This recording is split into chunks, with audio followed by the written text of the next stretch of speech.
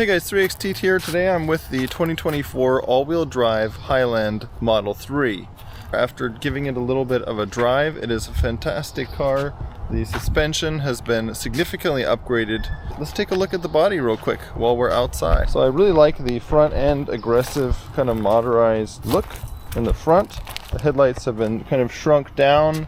Before they were a little bit bulbous. I like the new modern look of the lights. This is the all-wheel drive, and it has the kind of these little plastic pieces in here, and this has the kind of stock wheels here. The plastic, of course, is to reduce wind drag on there. Walking around, take a look at the back. Very nice, a little more modernized, aggressive look on the rear. I quite like that. So I think the body has been significantly updated and looks better, much better than before. So what you get in the specs for the all-wheel drive, you get 393 horsepower compared to the 257 equivalent in the rear-wheel drive. So it does give you a significantly more torque and more power and acceleration, just overall oomph when you want to pass and things like that. So let's take a look inside and talk through a few other points. I wanted to show you the rear screen on the Model 3. That's one of the things to highlight. Really badass that they added this screen to all the versions, all the varieties of the new Model 3 Highlander. So you get it on the rear-wheel drive, all-wheel drive, and the performance, which is pretty cool. Let's take a look. So I believe it's an 8-inch screen, very nice brightness and contrast. You can see here, you can easily control the air direction just by sliding your finger across. It's got awesome animation for that. And you can also do a bunch of things. You can actually move I believe the seats forward, which I thought was kind of funny because I wouldn't want a passenger moving my seat forward. But the great thing for a passenger, of course, is you get the media consumption. You get YouTube, you get Netflix, Hulu, Twitch, all of that stuff. So that's cool, and that'll keep kids or passengers entertained. So having that screen there, I do wish it was adjustable. It'd be really cool if you could adjust the angle of it. Perhaps they would add that in a later update. But yeah, being able to just adjust the fan controls, which I assume are separate from the front, I would hope. I'm not sure if they are, but yeah, having those back there, the screen back here is a huge upgrade and adds a lot of value. And you can even play games on it. Crazy. So you got Fallout Shelter here. It's fantastic. So that can definitely keep kids or people entertained. Good thing to note about the rear screen is that you can only move the passenger seat forward or back. Okay, so that makes sense. Obviously it'd be distracting for the driver to move the driver's seat. So you can only move the passenger seat from this rear screen, which makes sense. And there is only heating, it looks like, on the rear seat, so there's no cooling. I mean, having the cooling and heating in the front is good enough. Having that cooling there for the driver, having the rear seats already heated is fantastic. A great winter option. It would have been nice to have cooling also, but hey, it's already doing a lot. It's a huge upgrade from the last gen Model 3. And the next talking point is the awesome highlight. It's called accent lights, and that's what gives you this ability to change the mood of your car, give you this cool LED lit strip that goes all the way basically around to the back of the passenger seats. And look at this, you can select different colors. So let's take a look at, ideally I wanted to show you this in the dark, but heck, it's daylight right now. So it's a little bit harder to see. We're going to change it to red right here. See if we can, a little bit more visible. You can see it's red right there. It has a really nice accent. It's just more, it's easier to see in person. It's a very subtle but noticeable accent, and that's going to really pop at night. I'm excited to definitely test that out at night. It's definitely going to pop and be more visible. So what I'm going to talk about first is, of course, as I pull out onto the main road, is the silence. I really love the dual pane glass in this. It's fantastic. Still getting used to the turn signals, which are only on the steering wheel now. That is definitely something to get used to, as coming from someone who has a Model S and I'm used to the stocks on the side. Tesla has summarily executed all the stocks one by one. They like to minimize the now bear right onto University Village Court Northeast. Unnecessary things. Now turn left onto 25th Steering Avenue wheel turn Northeast. signal again. The silence of the dual pane windows. It is amazingly quiet, much quieter than my Model S, and much quieter than the original Model 3 as well. So that makes a huge difference, of course, when you're driving in long distance or short distance and you want to minimize the amount of stress and distraction from driving. Makes a big difference. Makes a big difference. Now I'm trying to pull out onto the main road here. It is really, really busy. The Model 3 is actually showing me my left rear camera, or yeah, the left side camera automatically, which is great for giving me more of a perspective on what's going on around the car. I still can't get out of this intersection because it's really busy.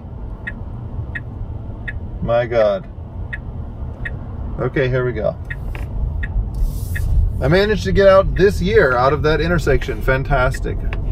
Next, while we're in the car, let's talk about the perforated seats. Perforated meaning there's holes in the seats now. Yes, that makes a huge difference for cooling and heating, regardless of if you're in the heat in the summer and you get into your car and it is roasting you, and then you flip on the cooling function of the seat, it is going to make a very quick work of cooling you down, and so you're not roasting in your car. That's big about electric cars, is you want to get that direct cooling onto your body rather than trying to heat up the whole cabin, which is not as efficient. Heat or cool the cabin rather. So yeah, the perforated seats is going to make a massive difference in the cooling and the heating, whether you're in the winter or in the summertime. So I'm really happy that they added that to, surprisingly, to even the lowest model of Model 3. The entry model, which is just rear-wheel drive, also has these perforated seats. So they gave some of these premium features across the whole model line, which I think is fantastic. When I originally looked at the performance Model 3, I thought, oh, maybe this is the only one that has the perforated seats, but no, I was wrong. They all have them, which I think is fantastic, and that gives a lot of value to customers, especially for the starting price point in the original rear-wheel drive model version.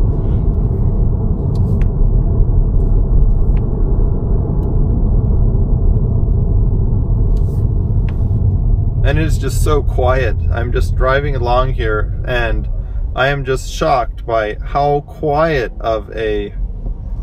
and crisp of a ride it is in this all-wheel drive long-range version.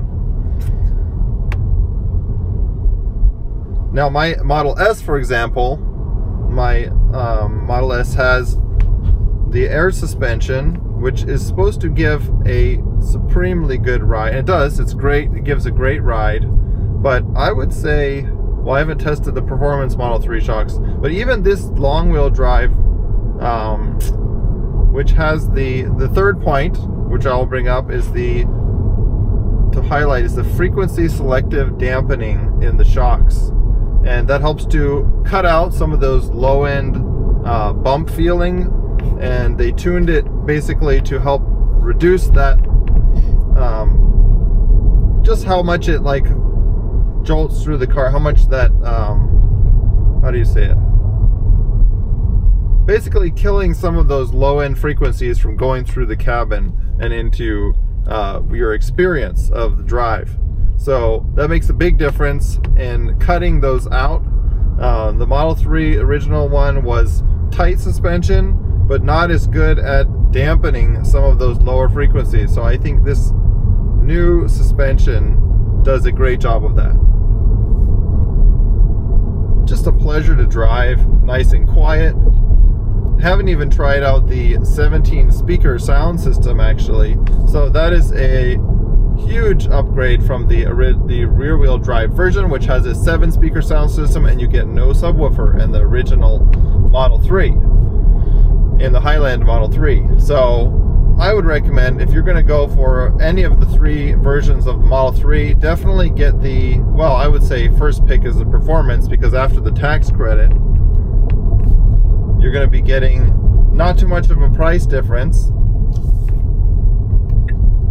Not too much of a price difference for much more power.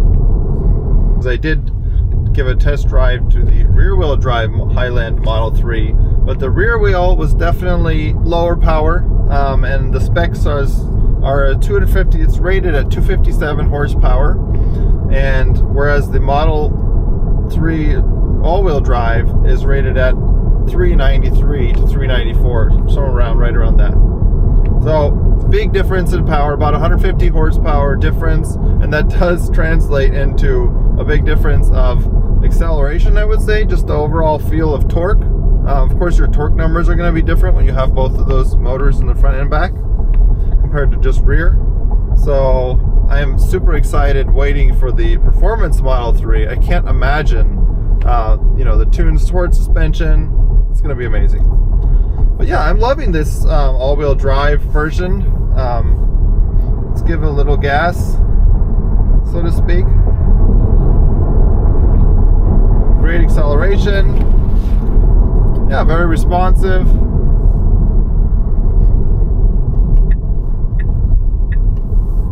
Of course, some people complain Teslas about, oh, it doesn't have any engine noise, blah blah blah blah blah. But that's, that's, if you want that, then get a gas car and go pay for gas. It's a different experience.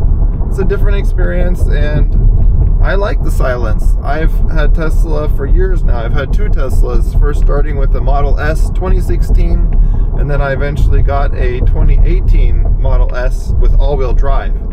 I would say going from the rear-wheel drive to all-wheel drive version was night and day different, especially as someone that lives in Seattle and we get crazy weather a lot of the time. You want to have all-wheel drive because conditions are often very unpredictable, and for example, driving in snow or just a lot of rain even, you can easily lose traction.